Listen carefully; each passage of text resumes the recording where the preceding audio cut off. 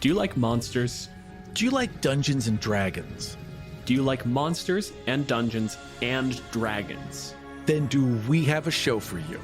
Kill Every Monster is a bi-weekly DM deep dive into every monster in the manual.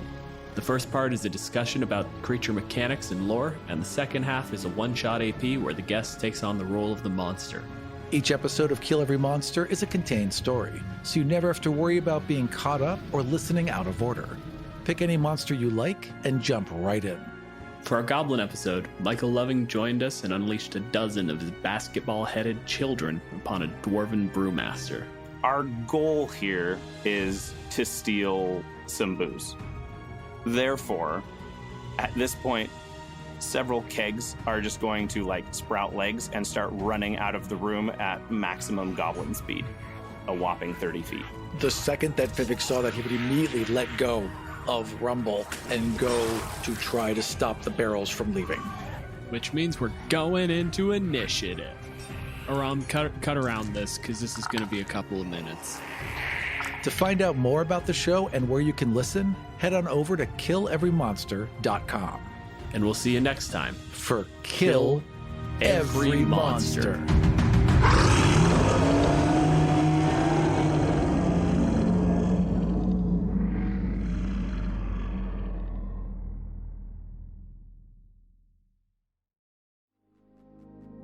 My name is Aram, my pronouns are he, him, and welcome to Godsfall.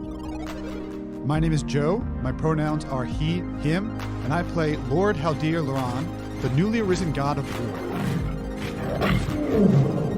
Last time we saw Lord Haldir of Rylend, Caitlin had directed him to a luxury hotel known as the Croydon. His arrival caused quite a stir from the guests and servants alike, but he was eventually able to prepare for his daily meditation. As he investigated his room, he realized he could bridge with the energy flowing through every device like electricity. Instantly connected with this divine network, Haldir was greeted with the images of several modern demigods, along with his elder self.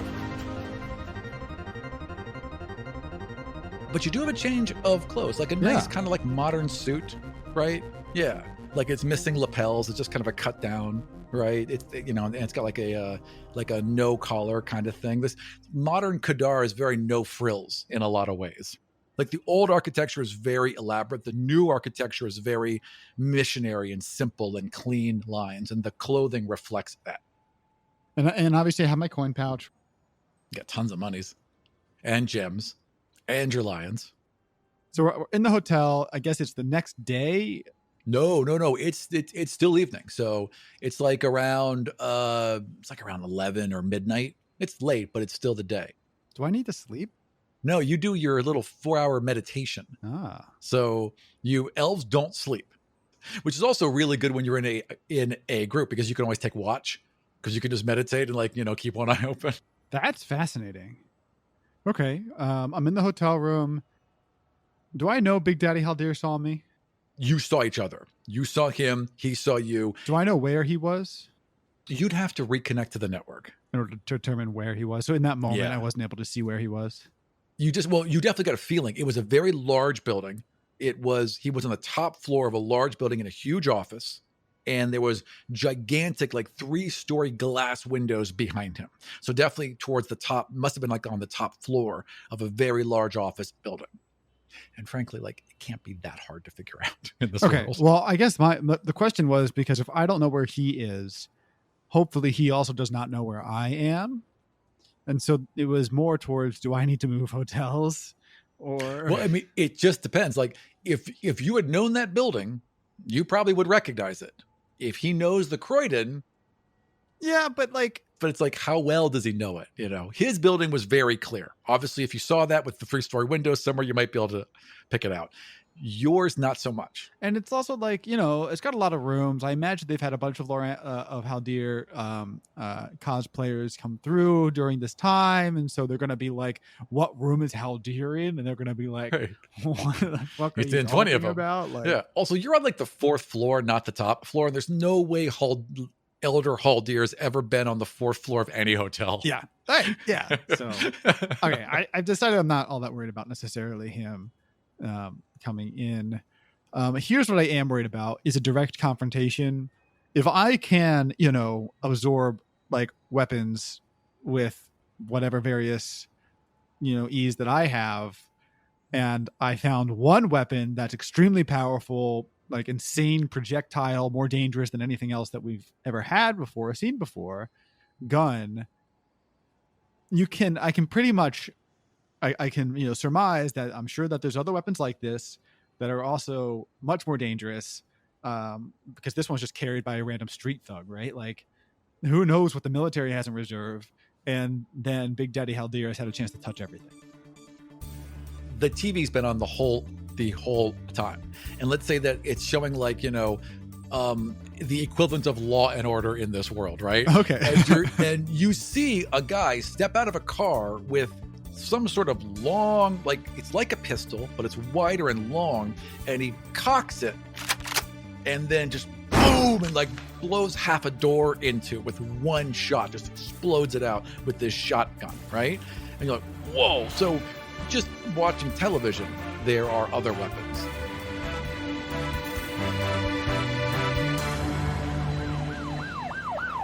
Okay, all right. So then, all right. This is a Dungeons and Dragons question. Do I need to meditate? If I don't meditate, like what happens if I just left? You do need to meditate 4 hours a day. Okay. In order to not be tired. If you don't, you will take on a level of exhaustion. Okay. And for every day after that, you'll take on another level of exhaustion until you take a long rest, which for you is 4 hours. Okay. So I think I've connected. I want to meditate, I think is the way to go here. There's like these big nice windows in your room. There's a bed across from them. There's a small couch. How do you want to do this? I don't know. How do elves meditate? I think they would all live their own way. Like, not everyone sleeps the same way. Not everyone meditates the same way. I imagine that there's a process. So I think then the answer is Haldir meditates with his back to a wall. The way I'm picturing this hotel room is just like every other hotel room I've ever been in, where you walk in, there's like a bathroom to the right, and then there's the larger room. There's like a hallway that leads to a larger, like, square rectangular room, right?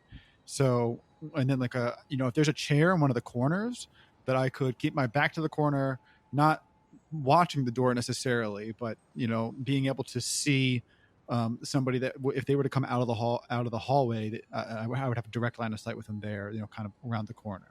As you step into the room, the bathroom is immediately off to the right. Then it opens up into this larger area, right? And then kind of tucked away to the side is this like desk. And then in the middle of the room is like a nice comfortable chair. And then there's your bed as well. So all that's kind of like in the same room with the desk kind of tucked off to the right. And then these large windows all are running all the way across from the bed, the chair, and the desk. Okay. Yeah. So the chair. Meditate, in the chair with the city sounds. Are there bolts on the door? Like, it's got a bolt lock, and then it's got one of those like swing things you can like swing over it. Yeah. Yeah. So bolt the door as much as I can, and then sleep, or meditate. Back to the wall for 4 hours. So you kind of like have whatever you do. Like, imagine like it's not a very Zen thing with Haldir. It's very business, right? He's just hands on his legs, his eyes shut, right? And you're just meditating, thinking about everything that's been happening. After about an hour, I would like you to roll perception. So I rolled a 17 plus 6 is 23. So you're sitting there for a while, and you're thinking, and you're concentrating on these things, and you're thinking about Caitlin and all this mess you've gotten into, but also all the opportunity that this mess has provided you, right? Imagine, assume you can take this shit home with you, right? Oh, which there's no reason why you can't. I mean, you've been able to summon it and bring it back. There's no reason why this gun's not coming back with you. And then after a minute, you just kind of open your eyes because you just feel something wrong, and you look down on your chest, and there's a small red dot right in the center of your chest, and you glance up, and there's someone on the roof across from you, but not on the roof, just over the edge of the roof, with their clawed feet holding on to a metal bar hovering in midair, and they're pointing a very large gun at you. Did I change last night? Let's say you did. Okay. So absolutely, yeah. Red dot. Yeah. large rifle. Haldir's not a fucking moron, so I guess roll out of the chair as fast as I can. Roll me initiative. I rolled a natural 20 You rolled a natural 20 for initiative, so I wasted it. So there's that. So I rolled an 18 plus. Oh, so close. So mine's a 23 total. What yours would be? 21 total. Okay, so I just beat you. So you see it for a second. You know that you've seen each other, and there's a crack of a rifle shot. You go to roll out, and something bites into your shoulder. It's so fast and just slams into you, and you take 16 points of damage as a bullet rips through your shoulder, and you hit the ground. Jesus Christ. All right, let's go back and close the blinds. I'm just kidding. You could crawl over there and slam them shut, but you're also like low, so you're down like kind of like next to the bed right now. So if he was going to take a second shot, he does not have a line on you. Yeah, you can see this little red dot kind of like dancing on the wall behind you. All right, I need to get out. Haldir needs to get out. He needs to get out of the room. So the biggest issue is a few things.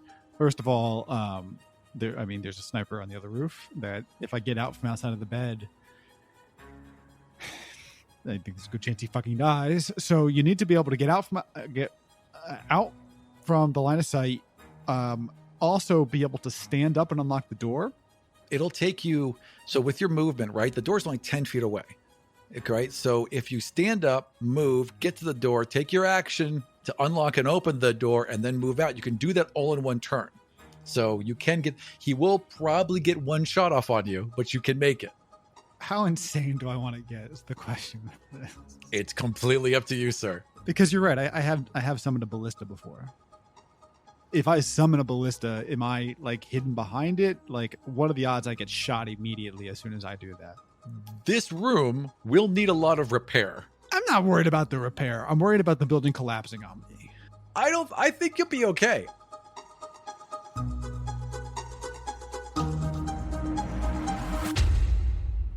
All right, fuck this dude. I'm gonna summon a ballista. The desk breaks apart into pieces. The chairs, the walls, like the wall comes down and you can see into the room next to you, and two people are screaming and then running out, and like the bathroom explodes and faucets burst and the windows shatter as the whole wall opens up and all your curtains flow out. But you have built this giant ballista, and you can see this creature that you know as a kenku, right, which is basically a crow person, right, who is looking down the barrel of his gun, and his eyes kind of go wide as he sees this ballista bolt form pointed right at him. I'd like to fire, please. Can I shoot? That was your action to build it, so he's going to be able to fire back at you, but I have to decide if he's going to fire or run. So let's roll a die and see what happens. He leaps back from his perch, grabs the rod that's hanging in midair, pushes the end of it, and then is able to move that rod. And he turns and begins to run back towards like a door on the roof, but you're going to get a shot off on him. So roll to hit. All right. I rolled a 9 plus 7 is a 16. 9 plus 7 is a 16 is going to hit. Oh! I rolled a 2 and a 3, which is a 5 plus 7 is 12. 12 points of damage. So he like looks behind him as he's running, is able to turn, but this thing rips along his back and opens a gash in his back. He hits the deck near the door, but is able to get to it and is off the roof. Off the roof, like he jumps off the roof, or he's into the building. He ran back to like one of those doors that are like in like a little tiny shack on the top of a building, flung it open and disappeared into the stairwell.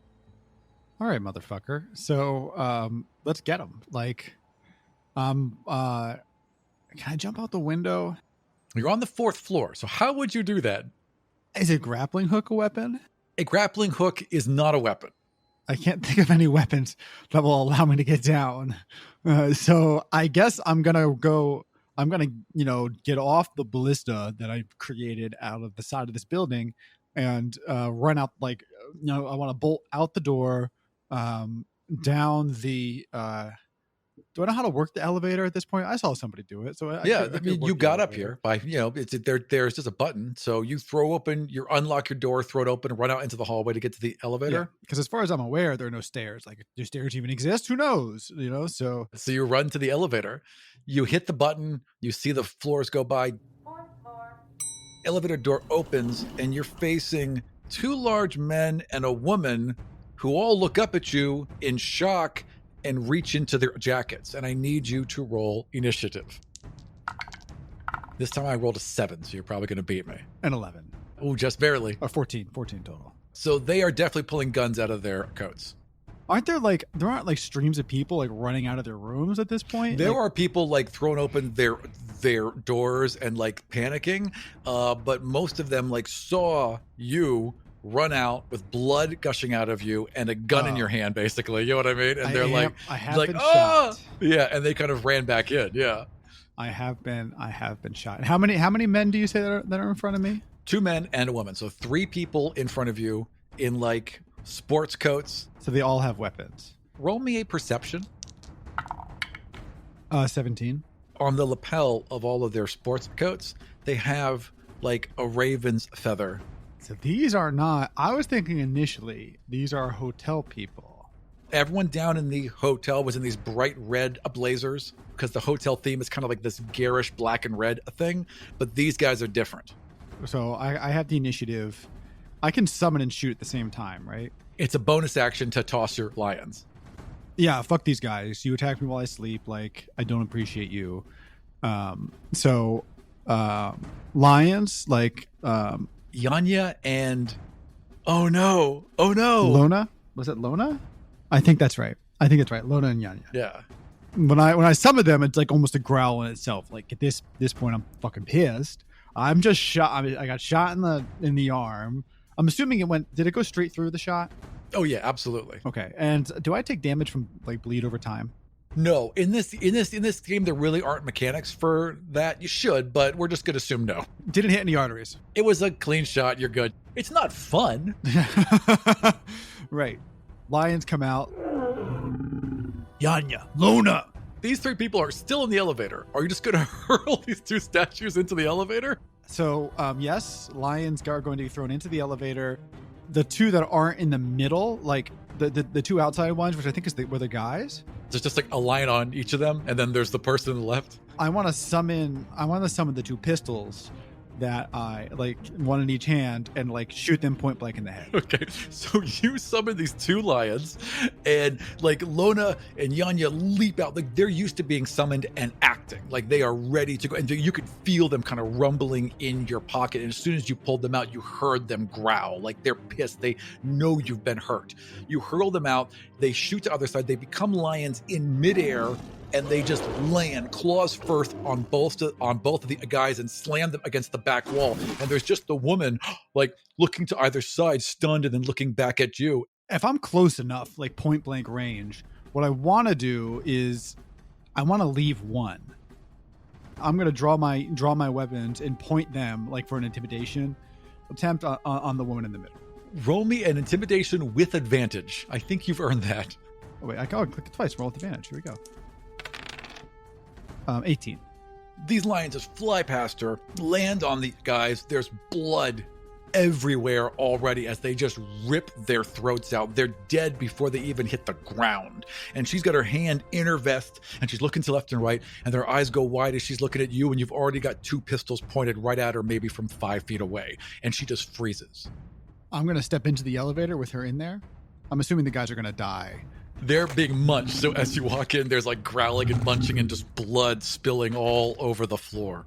Like, so I step in and try to push her back to the elevator, keeping one gun on her. I look briefly at the buttons. She's got her hands up and she backs away. Move my other hand that's also holding a gun and hit the barrel of the gun against the bottom floor, the ground floor button, and continue to look at her as we go down. So I say to her, like, who sent you? Whoa, look, I work for Bang Bang. Bang Bang. The kenku's name is Bang Bang, the demigod of guns. when kenku speak, they only speak words they've recently heard and then repeat back. Interesting. Look, we just get paid. I don't want to die tonight. Whatever you need, man. Whatever you need. So this is definitely big Haldir's coming from me here, or it's the guy that I took the weapon from, because I understand as well that he's not always all that popular. So it could be people who just saw Haldir outside of his normal security, assumed I was Big Daddy Haldir. You've been in the future for 8 hours and you've managed to piss off half a dozen people. That's all right. I also managed to turn the side of a building into a ballista. That's not going to go unnoticed. I mean, I want this guy so bad that fucking shot me. I want him so bad. Like, not only do I want him, I want that goddamn rifle. Like, I want it. I need something to do with this woman, though. Like, I want her, too. I want to keep her because she can bring me someplace that I think would be, or at least give me some information that I think would be really relevant. Floor 3, floor 2. Ground floor. So let's hit the ground floor. I'm going to take her, place her in front of me as like a hostage, just in case there's other people waiting for me down at the bottom. You step out into a busy lobby. There's no way to step around the blood. Your feet kind of squelch in the blood as you walk out, and you're leaving footprints now as you walk out with like one gun to the back of this woman's head and one gun kind of in the air. And at first, like a couple people like look and they think like maybe you're joking, but they quickly realize you're not. And now there's panic. There's people screaming, and there's just a flood of like several dozen people now bursting out of the lobby doors and running into the street. I know that I'm probably not going to find him anywhere. I did hit him with a ballista, so it's a possibility. Maybe I find him in the stairwell. I'm going to, the one gun that I'm holding out, I want that one gone. And we're going to take this woman and, just guide her from her back. Sure. Like one hand on her shoulder, gun like real tight to her back, so it's not super obvious, that kind of thing. Say to her very, gruffly, very briefly, and I mean, I've got fucking lions. Lions aren't like commonplace here, right? There's no just like lions. No, I mean, there's two lions with their mouths filled with blood now striding along either side of you. It's a dead-on panic happening right now. So let's go ahead and dismiss the lions. They kind of growl at people around you and make sure that you're safe, and then literally like take like kind of a bounding leap, turn into the statue's mid-leap, and land in either of your jacket pockets. I love those guys. They got this down. They are the best. I take them. So all right, one gun's gone, and I'm walking with this woman in front of me. Does she have her gun drawn? She's probably still got her gun inside her holster in her jacket. All right, so then we're gonna walk over to that other building that where I saw this guy shoot me from, right? Because he was just right across the street, I'm assuming, or was he farther away? So he was like just off the roof, suspended in midair, right across the way. So, and he jumped onto the roof and then went down a stairwell is what I'm imagining here. Exactly. And took that rod, whatever the hell it was, that was just hovering in midair. Because there's a few things I want. First of all, I want him dead. Fair. I want him to answer some questions for me, and I want him to die. Yes. Almost as much as I want that rifle. And that rod would not be bad either. That rod's great. I'm not really one for espionage or for doing anything subtly, but oh man, I'm going to say you're going to come with me, and you better believe that I can have you dead in half a second if you make any move. Whatever. I just want to go home tonight. Whatever you want, okay? What a coward. She's supposed to be a fucking professional? No. Okay, yes, but the two guys she came with just got their throats torn out by magic lions she didn't see coming. That's Haldir's trick. So as far as she's concerned, she just attacked Lord Haldir Loran, the actual Lord Haldir Loran. That was a very, very bad move for her to make. All I'm saying is mercenaries in my employ aren't going to fucking, you're going to die. You're either going to kill yourself or you're going to complete what I tell you to do. Right, because you'll hurt them way more than anyone else will. Yeah, and also there's a little something called professionalism, which kids these days just don't seem to understand.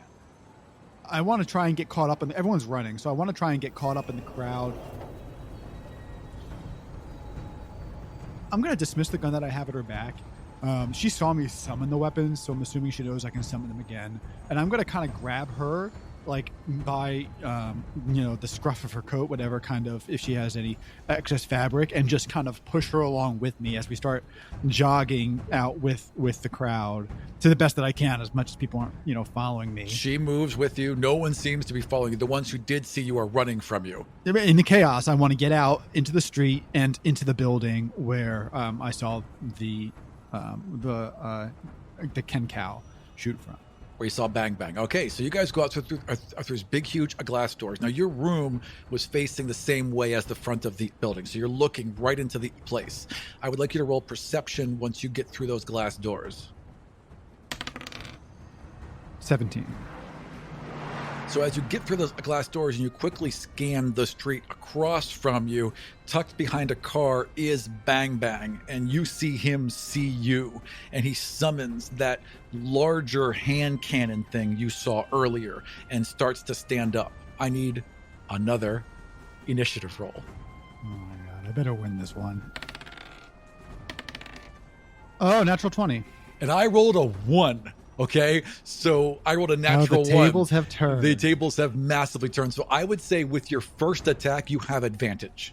So I'm gonna pull her in front of me with one hand, and then summon my pistol with the other. I want to also continue moving towards cover, because something like that he's using, it went straight through my shoulder. Yes. I don't have confidence that he's not gonna just shoot this woman in order to hit me behind her. That's a very fair bet. So pull her in front of me in the hope that he's some kind of a sentimental idiot. Right. And then slowly as well move towards some kind of car or cover on the street. Gotcha. And shoot him with the new pistol that I have. So there's cars parked on this side. There's cars parked on that side. You can both get to cover rather easily. So with your movement, you can get to the car. You won't be able to like push her away and duck down to until the next round if you want to also fire this round. That's fine. I want to fire this round. Gotcha. So kind of like over her shoulder kind of thing. Yeah. Yep. All right. Roll to hit. 18. Oh, that is definitely going to hit. So the damage of the pistol is 2d6 plus 4. 8 damage. His eyes go wide, you fire, and he goes to duck down behind the car, and it like bites into his shoulder, but just kind of grazes him along the side, and he grabs it and he drops down, and now he's like back down behind the car with this big ass shotgun in his hand. So not that Haldir would know the difference necessarily between a shotgun and a sniper, but does he have a shotgun or a sniper? Because he was using a sniper. He has a shotgun in his hand right now. So the gun he was using earlier was a sniper rifle, long barreled thing, right? And then he just like dropped it and it vanished. And then he just had this shotgun later. So it seems similar to what you're doing. He is the demigod. He's the demigod of guns. Behind the car. This is high risk right now because I know he's probably coming for me with whatever weapons he has. As far as I know, it's the long range sniper. Looks a little bit different, but did I see it vanish previously when he dropped it? Yes. So he just dropped it to the side, and then you saw the weapon just vanish as soon as it hit the ground. So as far as I'm aware, it's still the same. Like it has the same capabilities. I saw the thing on TV. I saw the shotgun. Yeah, you did. You know what that gun can do. So I know that close range is not something I want. He blew through a door on TV. And as far as you know, like, you don't really like, I mean, I suppose you could have interpreted that as a play, right? But who knows? Like, that could have been real too. Very quickly, I already hit him. I'm going to hope his initial reaction after getting shot across the back and now in the arm is not to rush me immediately, is to maybe play a little bit, be a little bit cautious. I want to search her. You're going to shove her down behind the car, and you're going to spend your action to search her. And you pull out another handgun. The second you touch it, you know how it works. So the first one you held was a pistol. It's got a clip in the bottom. It's got about 12 rounds in it. This one is a revolver. It's got 6 rounds in the chamber. It's a big 44 heavy-duty revolver. All right. So do I have to use an action to make it a packed weapon, or is it just as soon as I touch it, it's in? The way your packed weapons work is that you have one melee weapon and one ranged weapon at all times. So you'd have to undo the other one you have, and then replace it with this ranged weapon. Oh, so you have 2 packed weapons at any given time. You can summon whatever weapon you want but those aren't packed. Like that crossbow was not a pack. I mean, that ballista wasn't a packed But weapon. now that I've touched the gun, I can summon it as a packed weapon. Whenever you want. Like pop up from the hood of the car, from behind the car with the one gun drawn that I have, and then use the bonus to draw the larger one in my other hand. Kenku comes up at the same time, except he no longer has a shotgun.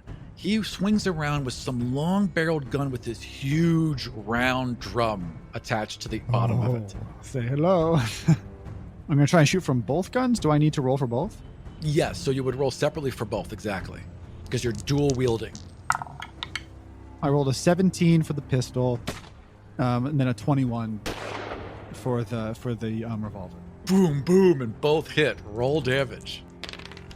So that's 9 for one, and then 11 for the other. Right into his chest. One into the right side, one into the left side. He looks stunned for a moment. His arms slump. He drops the gun, and he collapses to the ground. I'm going to go over there. So there's people screaming, there's running. You can hear these sirens that are getting closer now. Like, you've seen these cars. You've seen cars now, right? And some of the cars occasionally have little lights, these little red and blue lights on top of them. And they make these loud noises, and one of those is getting close. So as you run across the street, the kenku's lying there, gasping, clearly dying, right? And tries to lift this Tommy gun towards you and can barely get it off the ground.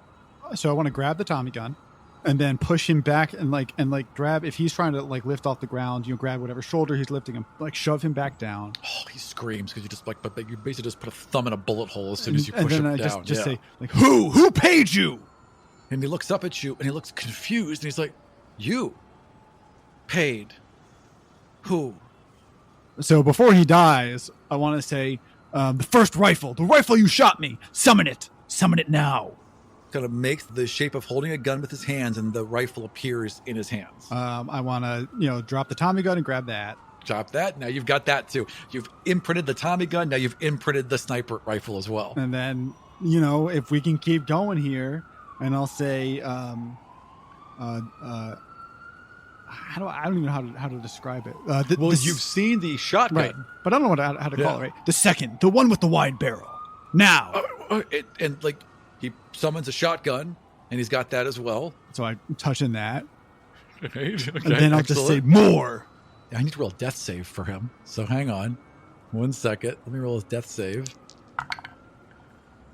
So he looks panicked for a second, and then his eyes roll back in his head.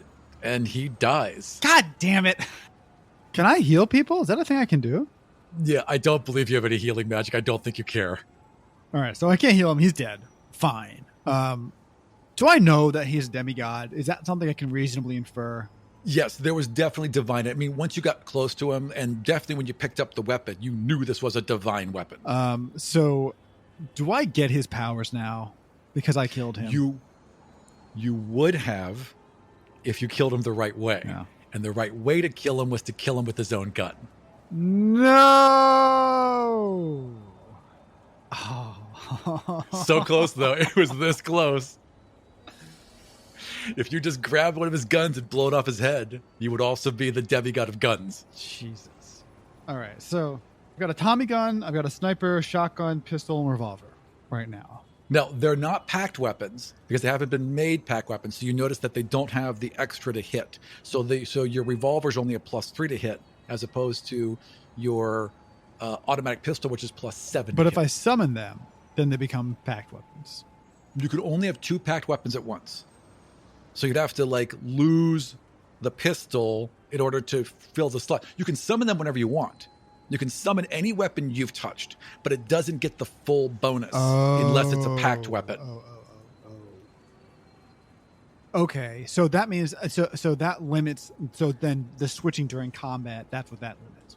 So you've got one ranged weapon and one hand-to-hand weapon. That's the scimitar you summon, right? Okay. That's been your hand-to-hand weapon the whole time. You get one melee weapon, and so which one do you want it to be right now? I mean, I'm fine with it. Let's keep it. Let's move it to the revolver because that just if I know how everything works, I know that that's going to be a lot more damage. And so that just means I can switch packed weapons whenever I'm, like really whenever. Is that right? And it's a bonus action in combat? Is that it? Yeah, otherwise it's like dual machine guns and a bazooka, right?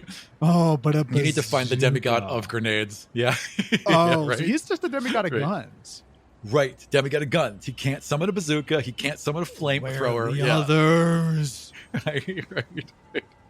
All right. So then... where is the demigod of making people cry? He's just a really sad guy. He just says like kind of like really personal, mean things. It's not like evil. It's just like, Hey, you're adopted, right? What? So those sirens are getting louder. People have run. Yeah. So I'm gonna go across the street. I want to grab that woman again. I'm hoping she hasn't run away. Oh, she's gone. Fuck that. She ran. All right. She totally fucking ran. She did not stay. Yeah. And my lines are gone. I should have kept them around. I didn't. It's all right. You can resummon them. It's not like once a day you can summon them. There's just a maximum of 8 hours a day they can be out and about. I think it's 8 hours. Do they have like good noses? Oh yeah, they're fucking lions. Track her? I mean, they're not bloodhounds. Well, no, I mean, big cats can't really track the way that dogs can, and there's a lot going on, so probably not. Like I think cats don't track by scent as well as they track by just seeing. I'm looking at your figurines. Let me see here. So yeah, each can be aligned for up to an hour a day. So you've had them out for maybe 5 minutes. You got 55 more minutes in the day. You can summon them, put them back whenever you want. Can't help but feeling like Haldir was really pissed, right? Sure. And he wanted this guy that shot him in the arm, right? Got him. And I just can't help but feel like there was some wasted opportunity here. Yeah. Because I killed the one guy, and I got some really good guns out of it. And as far as Haldir knows, he couldn't have got this. Like he did the best he could to get his powers. Like he didn't know that. That was the way. And then for the woman, I should have just brought her. I mean, you've killed the guy. The woman's escaped. You killed the other two people, so you took care of all the threats, but you don't have any more information except that Haldir sent them. What time is it? Probably midnight. I mean, it's time to get out. So understanding is whatever this equivalent of the constabulary is coming, right? Like it would make sense. The guards are going to show up. The guards are coming. So let's bounce. This demigod, this divine. So he's summoned 3 weapons. 3 weapons. Are they still on the ground or have they disappeared? They did disappear when he died. So when he dies, so literally when they leave his hands, they're gone. The only reason they didn't vanish because they were in your hands. Okay. I'm just going to drop that shit. I'm going to just leave this asshole there. And I'm going to bounce. There's alleys, there's cars, what are you going to do? I mean, do I understand about cars? Is that a thing that I know? Like, I can't drive, but... Do you know that these are horseless wagons is how you would interpret them? And they clearly are powered by something, like everything else is powered by something. You talked to Xion about the battery that you still have, by the way. So you've gone through, you understand that these things are probably all powered by the same thing that Xion explained to you. In fact, it all seems exactly what Xion was talking about. So this could just be an extension of him. I'm going to start walking, away from the hotel. If there's people running, I want to try and get into those crowds, if at all possible.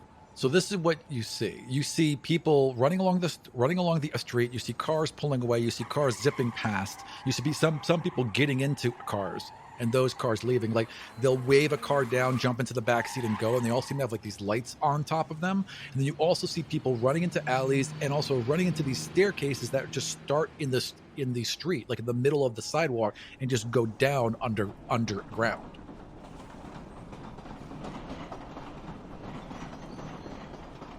What I'm going to do, so seeing the people wave down whatever, the horseless carriages I'll do the same. So I'm hoping that I see some in the street.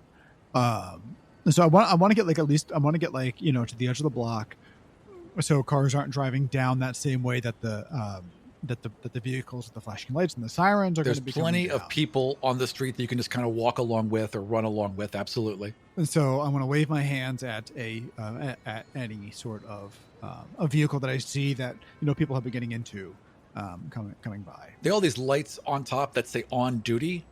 Yeah. So one of those. Yeah. So you wave it down, it pulls over, you get in, the guy looks back at you, and he can see the blood on you. He's like, oh, man, you need a hospital? Do I know what a hospital is? Would I know that word? Yeah, I would say the word hospital translates. Yeah, absolutely. I mean, that's really disappointing. First of all, it's ruined my new digs. Like, yeah, you had this suitcase coat for all of 5 minutes. Very disappointing. Do I need a hospital? I mean, it hurts, but also it hurt, but it went clean through you. I mean, it's already not scabbing over, but you're not bleeding anymore. You just have a lot of blood on you. Is this guy, is he like wearing anything, like a jacket? Does he have something I could like put over myself, Yeah, he's got this worn brown leather coat, a little driver's cap. He's got those short fingerless gloves, and he's sitting on one of those big old beaded seats. The car's a little beaten up, smells like cigar smoke. I say, no, I'm fine. Take me to a hotel. Okay, you were just at a hotel. You want to go to a different hotel? Well, I see so it's dark, like it's the middle of the night. Yeah. Where the fuck else am I gonna go? Where am I gonna end up? Well, what you looking for? You want to get a little action? You want to be quiet? What you need, man? Tell you what, you throw me an extra coin, I'll take you wherever you want. I appreciate the discretion. He sees. Well, here's what I really like about this guy, right? He sees the gunshot wound, and he's not like, get out of my car. He's like, how can I make some money? Like, I get you. Like, right. I've been there. I see this all the time. I'll take you someplace. And I'll say someplace quiet. I got you, man. You need a place to lie low for a bit. Hey, listen, you toss an extra gold coin, I'll make this real quiet. How about that? Just fucking drive. All right, sir. Hits the little there's a little flag thing that he had flipped over, and you saw like numbers begin to flip over. He slaps that back, resets it, nods at you, and just starts driving. And you see like a couple cop cars.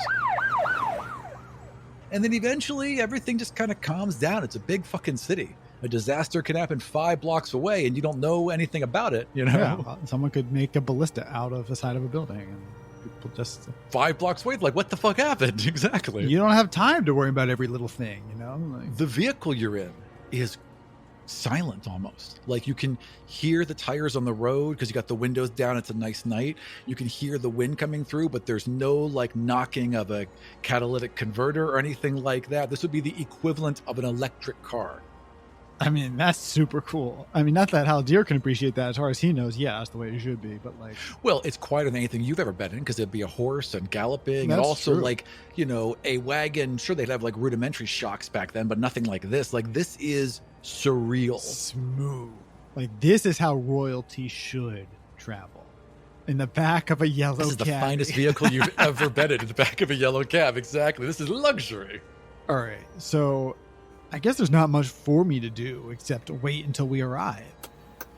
You pull off this main street, you take a right onto this other street, and I want you to roll perception. 11. You don't see it until the flash goes off. And there's this like flash of light to your right, and you kind of jerk, and you look, and just as you turn the corner, catch a glimpse of a gnome with this big, weird, boxy thing with a big kind of round thing coming off the front, and it's glass inside. And then there's this like another box off the top of it, and they point it at you, and they push a trigger, and there's another flash of light, but nothing comes out of it. And then your car pulls around the corner.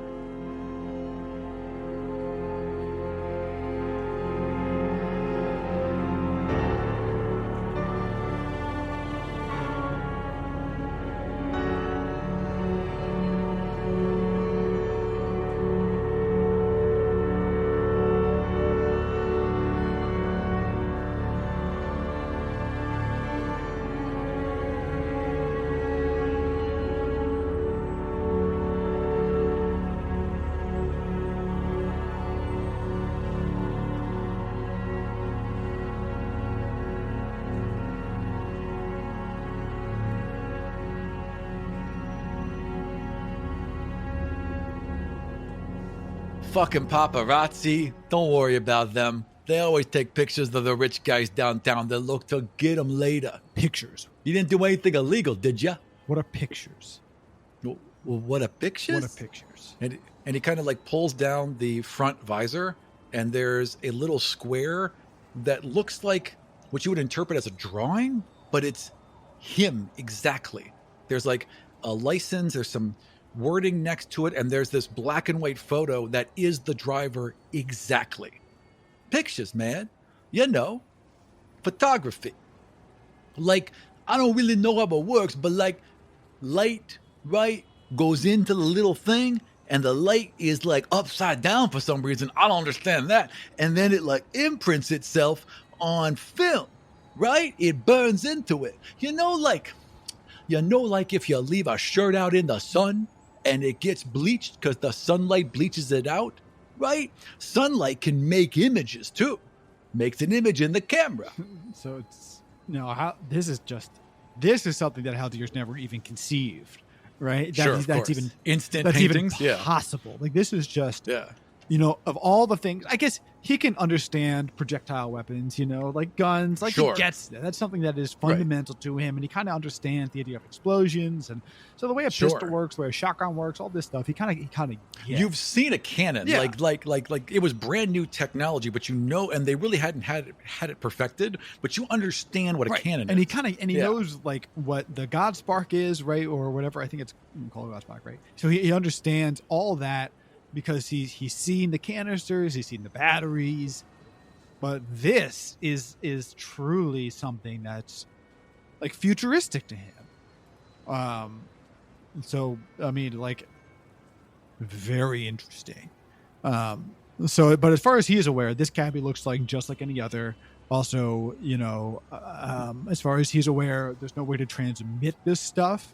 Like immediately, except for, his phones. There's phones. He's used phones. Yes, absolutely. You have used it. Now, the phones in this world aren't like an iPhone, right? It's not like an individual screen and all that.